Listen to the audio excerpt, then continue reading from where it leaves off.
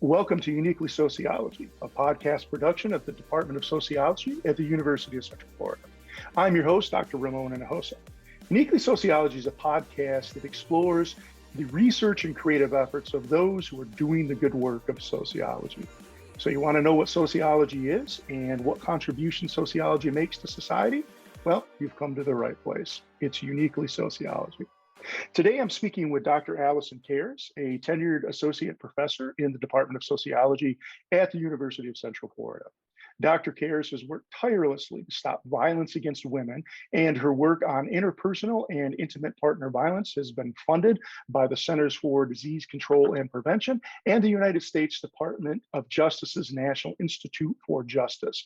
Her published research is found in many of the leading academic sociology and criminology journals in the United States. So hello, Dr. Cares, and welcome to the show. Thank you. I'm really happy to be here.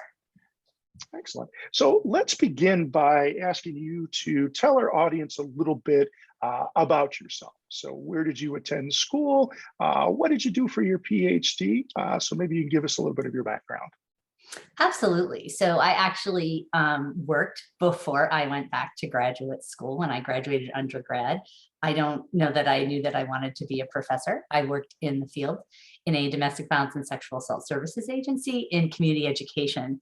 And after doing that, we worked really hard and I think did really amazing work. It was one of the best jobs I've ever had, but it became pretty clear at that time, right? This is the late 1990s, that a lot of the work we were doing, we didn't know if it was working, right?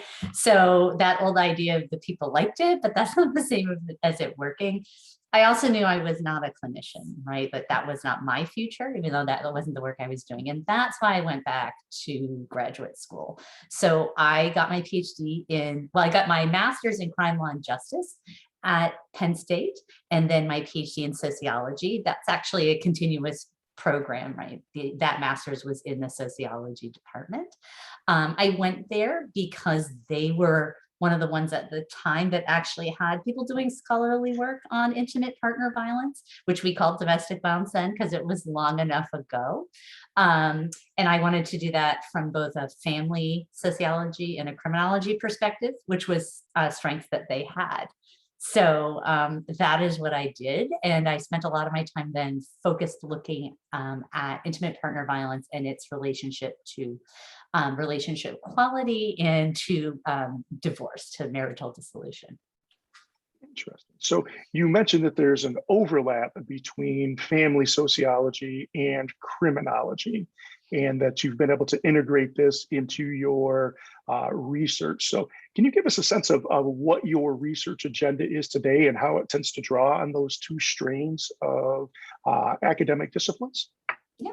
So actually, I would say in some ways, those are pretty distinct people, right? My people don't tend to overlap that much from those two areas. But when you do a lot of intimate partner violence work and actually violence and victimization work in general, that's not something that fits neatly actually into a discipline or into a particular part of a discipline. It tends to be pretty interdisciplinary. And so you sort of mix and match. So one thing I like about it is, even though I'm a sociologist, right? And I was trained as a family sociologist and a criminologist, I do a lot of work with different kinds of psychologists, folks that have degrees in public health, right? And I think sociology gives you that real ability because of the sociological imagination and this idea of seeing things from multiple perspectives to do that work to really come up with good answers.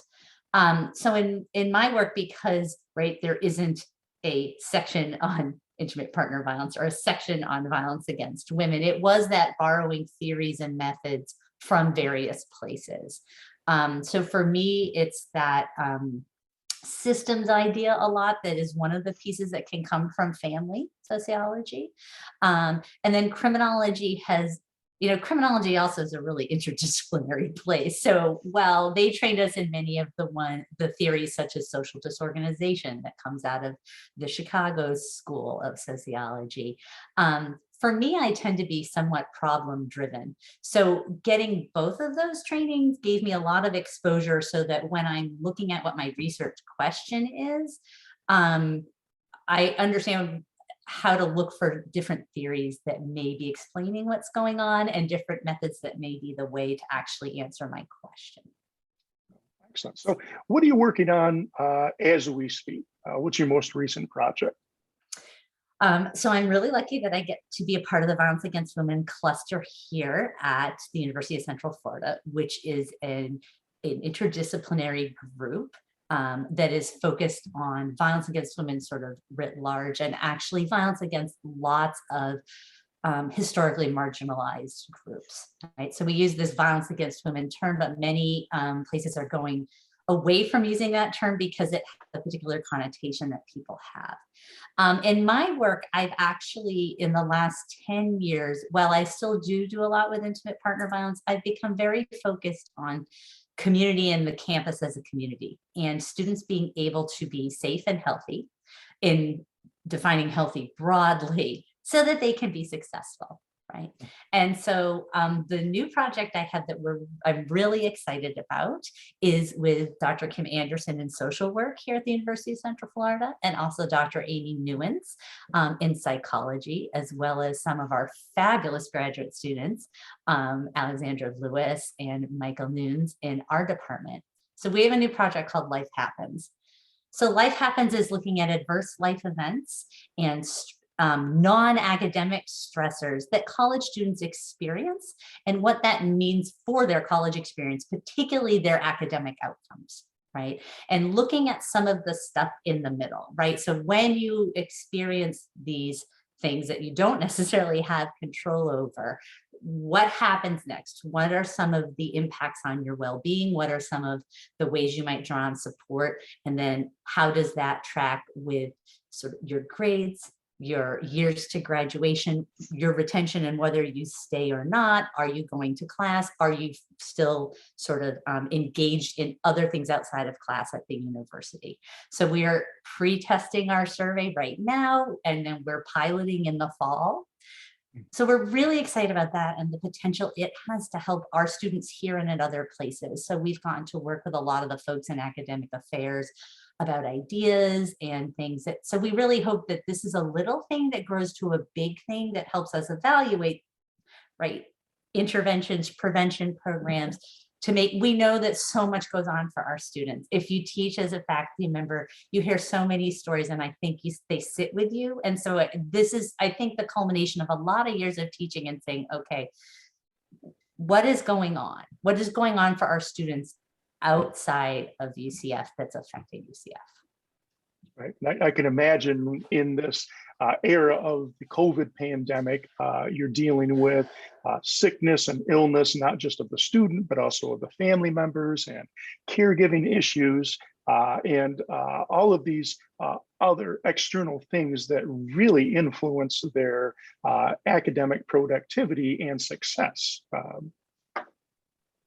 Yeah, and I think that is one of the challenges, right? When we conceived Life Happens, it was before COVID. So now it's also, as we have these measures, trying to disentangle what's about COVID, what's not about COVID, and some things about COVID are going to stay with us. I think some of these changes are permanent.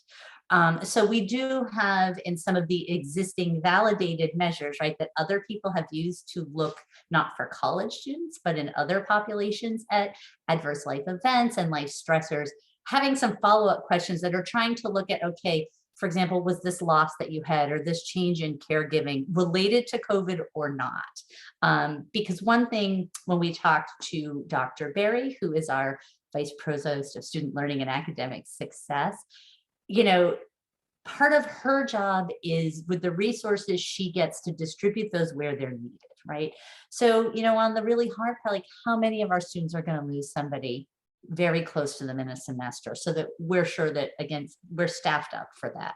Okay, well, that was going to be higher during COVID. What's it going to be during normal times? And, in some ways, while we can't predict which student is going to lose a parent or a loved one, our guess is it is not random, that in fact, we have students that are members of certain groups that are more likely to have those experiences. So a lot of this is trying to, sort of proxy for social structure and how that conditions, the experiences our students have in different ways so that we can tailor our responses to them in ways that are going to meet them where they're Oh, that is absolutely incredible. So you're using the tools of sociology and our understandings of things like inequalities and social structures to really set up programs that are going to help students who may find themselves at a disadvantage.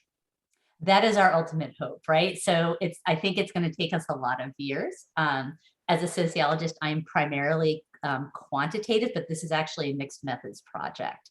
So initially, I, along with Dr. Newman's, take the lead, although we all work together on the survey, but then there will also be the interviews. So the first set of interviews is actually going to be with first time in college first year students, right? As they come in the fall, because we will have seen what their clusters of adverse life experiences are before they even got here. So exploring that resilience and those pathways for students who've already managed to navigate that and get here. Dr. Anderson is really gifted at that and looking at resilience and doing qualitative work. And then the next two rounds of interviews will really, in true mixed methods fashion, come out of what we're finding from the survey, which is getting students when they first get here and then after their first 2 semesters to sort of see how things are unfolding. And hopefully someone will give us money to do it more than that, but that's what we have now. Oh, well, we can certainly hope. And you remember the small people when you get those big grants. So you've mentioned mixed methods, you've mentioned doing qualitative research, you've mentioned doing quantitative research. And one of the things that keeps coming up is the students and how the students are working with you and your team. And so the next question I'd like to ask you is, if a student is out there in our audience or a potential future student is listening to this and wants to come study with you, what can they expect of being your student? What can they expect of this experience? I hope it would be a really good experience. One of the reasons I came to UCF just a few years ago was the opportunity to re-engage with graduate students. I spent a big part of my career very focused on undergraduates, which helps to really inform the project I just talked about and other projects I've been on, because many of them have been about the campus community. I try really hard to have a real feminist approach, which means as much of a non-hierarchical structure as we can have. Now, there are still things, right? I am still a faculty member. I still have to evaluate people at the end of the day. But at the same time, we're all experts. We all bring something to the table. So what we're working on right now with the graduate, we have 3 graduate students so far working with us on Life Happens, is, they will say something like, oh, I'm sorry to interrupt. No, you are part of the team. You're here for your expertise. Yes, you're learning, but we're all learning. I learned stuff from all of I had never had a grad student I did not learn a lot from. How much I learned from them compared to them from me, I'm not really sure, because I do learn a lot. My philosophy is really to be very student-centered. I already finished my PhD, thankfully. I don't actually want to do it again, even though I had a great graduate experience. And so for me, it's not about it's not a model that you come and work just what I want to work on. It is, what do you want to do in this world and how can I help you on that path? And what other people on our team here in the department and at UCF, which is a really rich place, can also help with that. I hate disciplinary silos. I love rules, but I hate disciplinary silos. And so really breaking those down, what do you want to do? And what is our way to get you there, right? What methods do you need to learn? What theories do you need to engage in? What people do you need to talk to learn more, right? What community is it that you want to make a difference in? Most of our students have something about social inequalities they're really passionate about. Okay, but are you talking to the people impacted? Even if you're in the group that would be impacted, you are one person, right? So that's what I hope to do, is really support a model that's got that public sociology focus, right, of that serving the community and making change, and as sort of non-hierarchical as we can be within our research teams. Oh, fantastic. So the students will come and they'll find themselves a member of your research team, not necessarily a student on the team. Yeah, and I try to talk about students that I work with and not my students. That's a somewhat small difference that I'm working really hard to not say my students anymore, because I think we need to get out of historically how the academy was organized, and be a little bit more humane. While my graduate experience was good, the pathway through academia was harder than it should have been. And so I would like those on the path behind me to have it easier so they can focus on the work. I think the other thing that people can expect is a lot about professional development and a lot of focus on, right, when students are teaching or teaching associates, real support on that, because that's the other real big thing we do as sociologists in terms of social change, is getting those ideas out in our classes. Because not everybody's going to be a sociologist, but sociology can benefit everybody. And this is actually a great segue to the next question that I have for you is, what do students go on to do? And so you mentioned that some may not go into academia. And so what is it that some of your students have gone on to into their careers? So I had a gap between, I haven't had that many graduate students here yet. And I had graduate students a long time ago and lots of undergrads in between. I am happy to say a lot of them, not as many as I would like, because we love to know what our students do. Do let me know what they're doing. I think as I look at the students I'm working with here, right, we already have someone who is a postdoc. And as I look at the students right now that are starting to finish in a real uncertain environment, right? But one of the things that has been nice about the uncertainty and the normlessness, which we know as sociologists is really disconcerting, is also the possibilities, right? That actually, no, LinkedIn is also for academics. And there are lots of ways. So certainly we have a bunch of folks that want to go do applied work, right?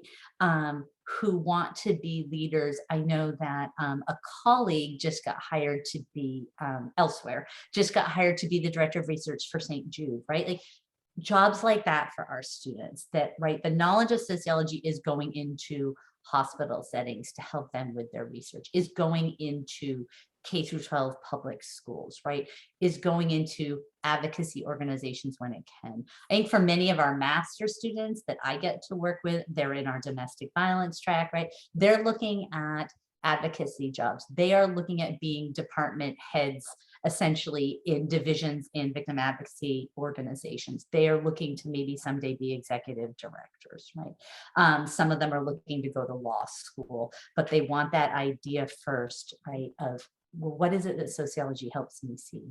Today, I got an email from a student applying to medical school who is in their gap year and is spending time in a care facility, saying, oh my gosh, we had our training yesterday. And I immediately thought about all that we talked about inequality in class, because we started talking about different levels of poverty and how people got to qualify for funding to be in our center or not. And I thought about how unfair some of the ways we set that is.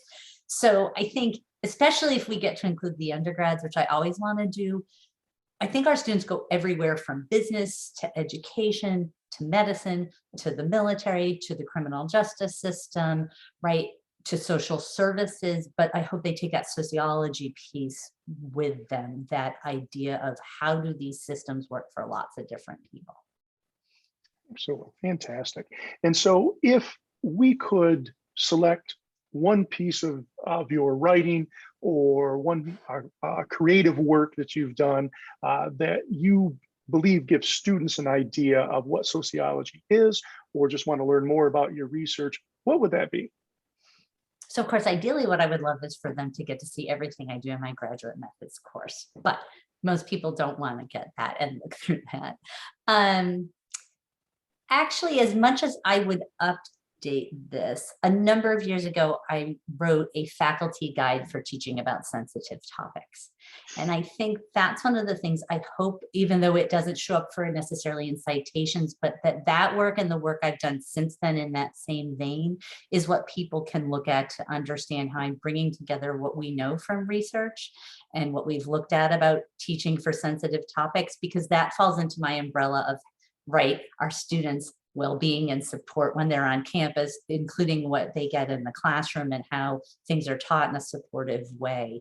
So that would probably be what I would point to, because it brings our research knowledge on that to practical things that you can, hands-on things that you can do that will help. Not that there's things we don't teach about, but there's ways that we can teach about things that allow hopefully everybody to engage wherever they're at. Oh, fantastic. And so for our audience out there, we will put that piece in our links. And so if you have an interest in accessing that, it would be there for you to take a look at. And again, not just for the teaching of sociology, but for just better interactive styles, whether you're working in social work or whether you're working in business, you're in the military, or you've gone to medical school. I would assume that this piece would be a good foundation for thinking about how to approach varying populations and addressing sensitive topics with them. Yeah. Okay, excellent. Yes, absolutely. All right, well, Dr. Cares, I'd like to thank you for your time today and speaking with us. Thank you so much for having me. I really always appreciate the opportunity to share about what we do as sociologists and what we do as sociologists here at UCF. Excellent. Well, thank you. I'd also like to thank you, our audience, for taking time from your busy schedules to listen in as we discuss all things that are uniquely sociology. This is Dr. Ramon Hinojosa, again, thanking you and hoping that you'll join us next week as we talk again about sociology. Thank you and have a good day.